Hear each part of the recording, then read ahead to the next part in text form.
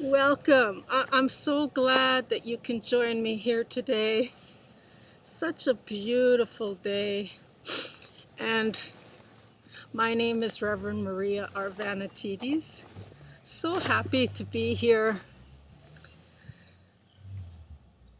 from the intermission, and congratulations for making it through the 2 days of intermission, through the 166 lessons that we've made it through, the novel named after my ministry, TheSovereignLight.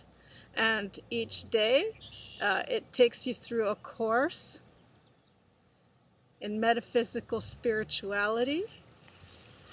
And this rest period was from pages 518,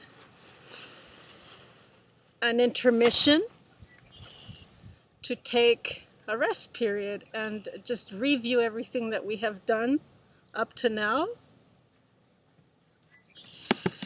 And with that said, pages 519 and 520 out of 872, 852 pages rather, sorry. I'm just trying to get this beautiful scenery in the back here. As you can see, the beautiful poppies here with me. And bringing in the summer. This week we'll bring in the month of June. Today is May the 30th, 2021. And all these beautiful creations of abundance all around. It's like a walking pharmaceutical to just take all that in for now. And all around me I see all these beautiful white and purple flowers, so I thought, why not wear something purple and be around my friends here.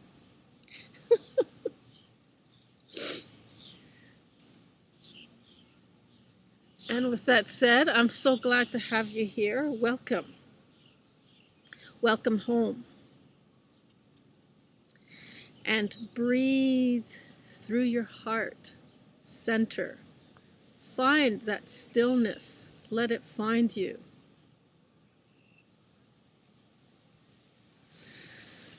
And feel rather, where you're breathing from.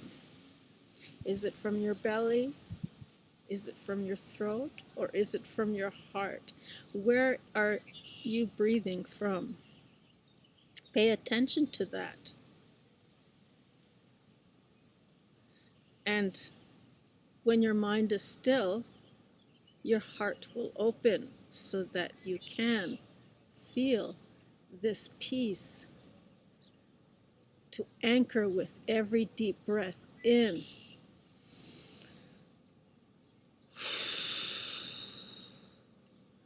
And there's some beautiful exercises we can do that I noticed the posture and some fat deposits that can bring where your neck is and between your shoulder blades. Certain exercises we can do just for a moment to straighten out our posture and get that prana going, that energy. And just breathe.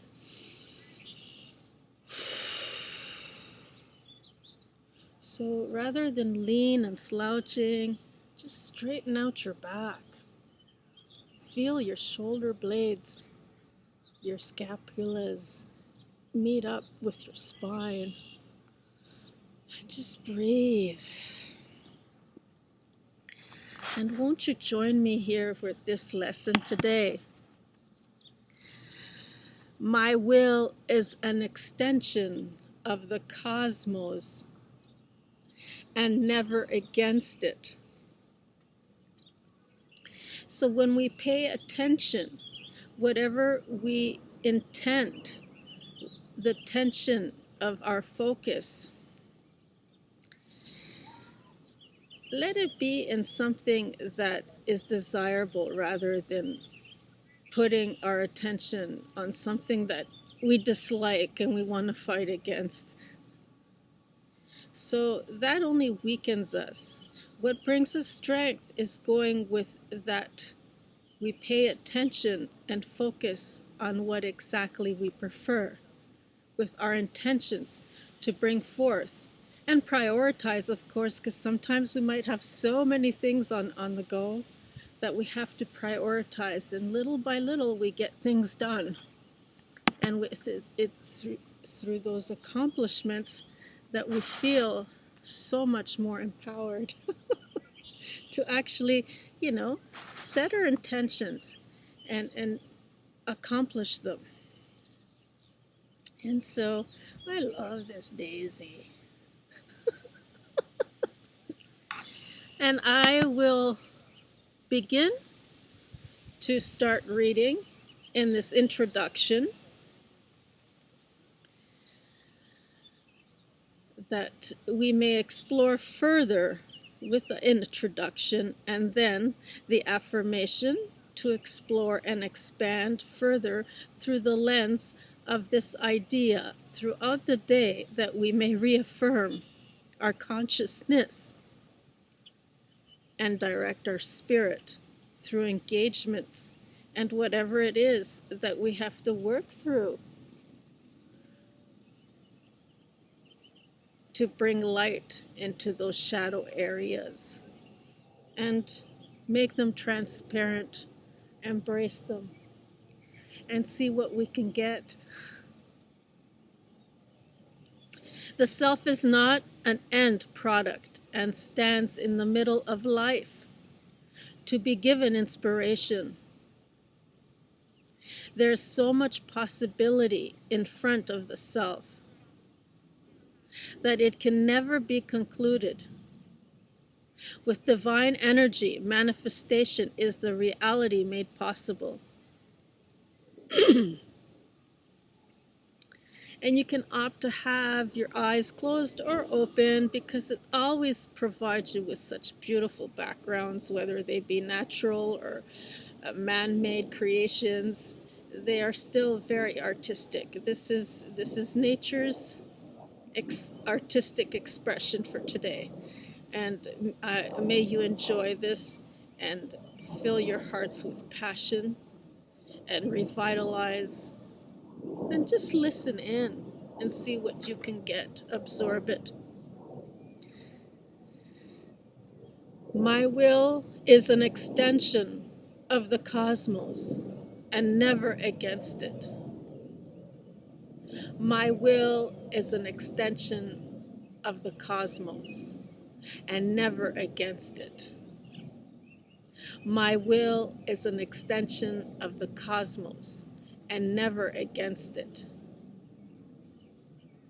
So whatever you're confronted with, it's always meant for the greater good. Sometimes we might be rushing, pushing, pulling, and all these things, or feel rushed. That's when we throw ourselves out of center and we're not properly aligned.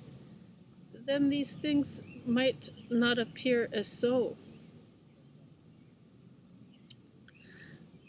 And does it really make sense, looking at it from through that perspective, to fight against it?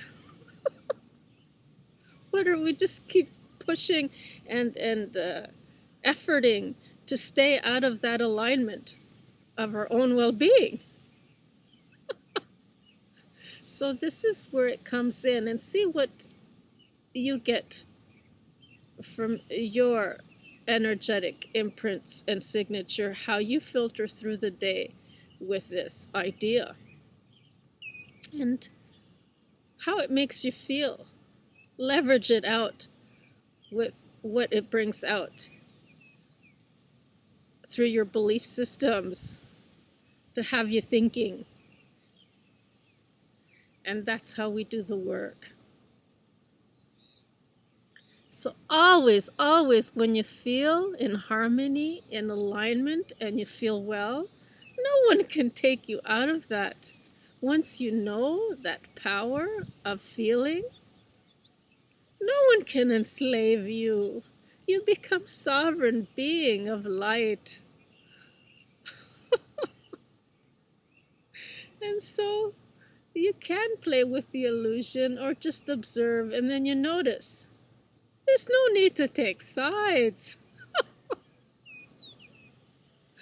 Does God take sides? No. So throughout the book, you are being taught how to be the observer, how to practice mindfulness. And so shall we go forth in this exploration of what this affirmation, backup statements to encourage this thought further through various examples and parables here written. Sounds good.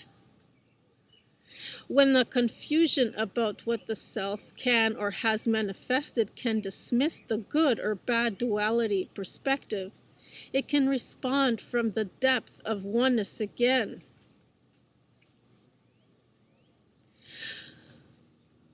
Look around and stay open to these creations. See them as miracles. See them for what they are. Appreciate them. Be grateful. And it's in these subtleties that they become more pronounced. The magic that we give it another name is still one and the same. Miracles. And that are found all around when the cognition changes from its thoughts and memories.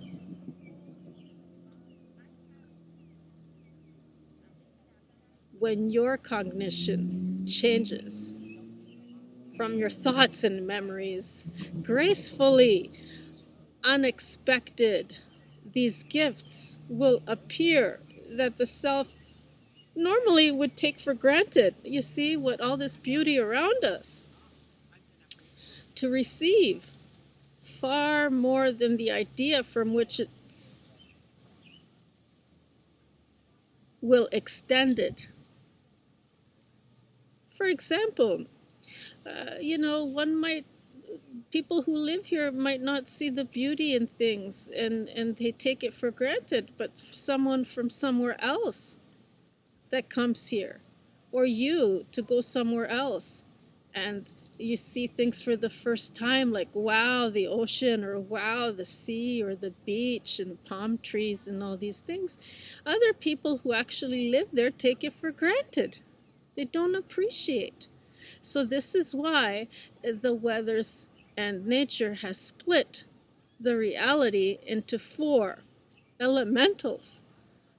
And we're very fortunate here in Canada, Toronto, Ontario, where we get all 4. We get spring, we get summer, we get winter, autumn, I forgot the autumn, and winter, we get winter, and then spring again.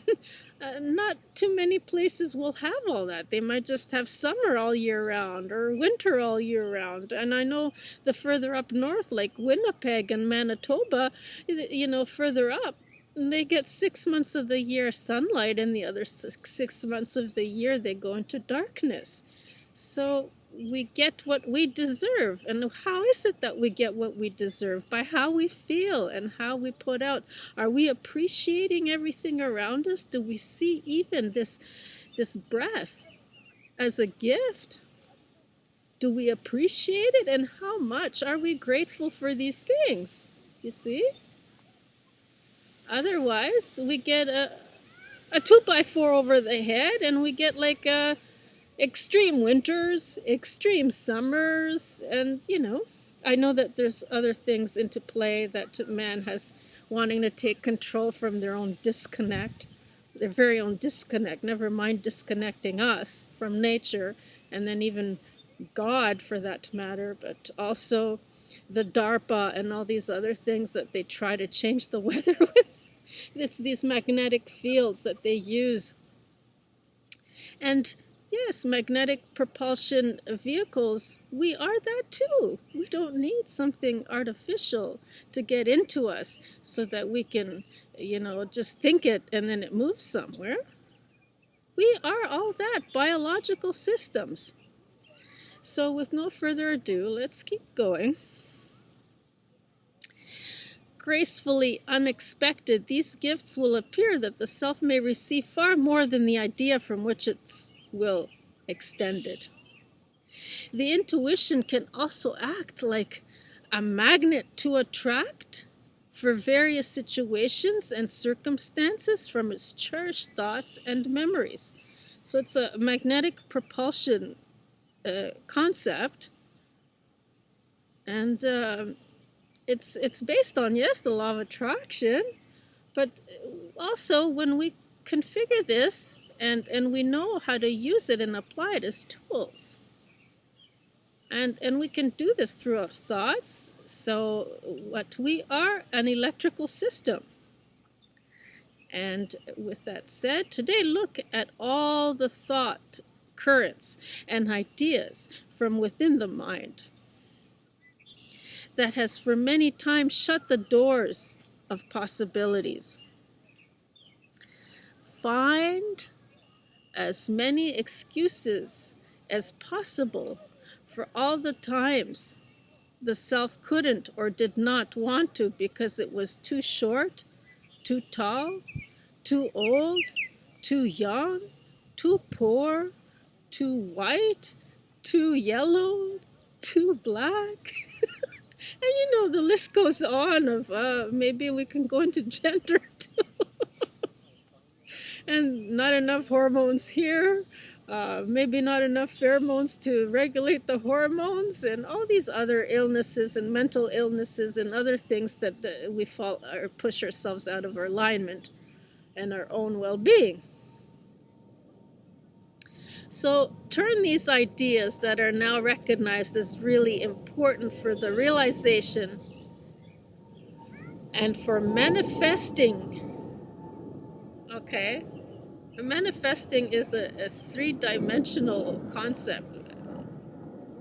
Once we get into the law of one and creation and know that we go beyond this thing called artistic and use our imagination and all our other senses, it becomes, manifesting becomes creating and co-creating and procreating and so on and so forth.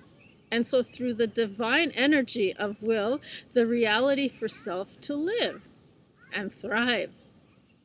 Or you can just be in the survival mode and dumb down and numb down all your senses and not even consider that you even have an imagination, or just take it for granted and make fun of it. Like, you separate your dreams from reality. Every reality is a symptom of a dream. So take the old pattern beliefs and transmute from them the energy that is, in essence, the required to manifest with, to create with. Infest, manifest, and all these other, they're just words indirectly. So I'm using them in a more pronounced, direct way. Just be creative. Use your imagination. My will is an extension of the cosmos and never against it. When the self can become devoid of the primitive hormones that have kept it in past incompletions, it can then find the freedom to integrate into its existence. In this way, the secret chambers of the heart that it may attract can correct the alignment of its blueprint and to become an enlightened being. The sovereign light is not in the same freedom as that of a slave's reality, and its truth can only be found outside of the grid to experience. Whatever the idea of freedom is, the self will start living it to bring and share with the many of its world. Share the kind of love that can be not of bondage and by its demands to take from the self. Like, what do I get out of it, if I do this? No, just do it and feel good about the accomplishment of that act. And ask nothing for in return except that feeling that you get. Sometimes the stress of incompletion from all the unavoidable is this churning of the making of the ocean and all the happenings around the self to be the poison it must swallow. The purpose is to swallow the whole of the poison, but share only the nectar. When divine energy dances with grace, all is revealed. And with that said, my will is an extension of the cosmos and never against it. My will is an extension of the cosmos and never against it. My will is an extension of the cosmos and never against it.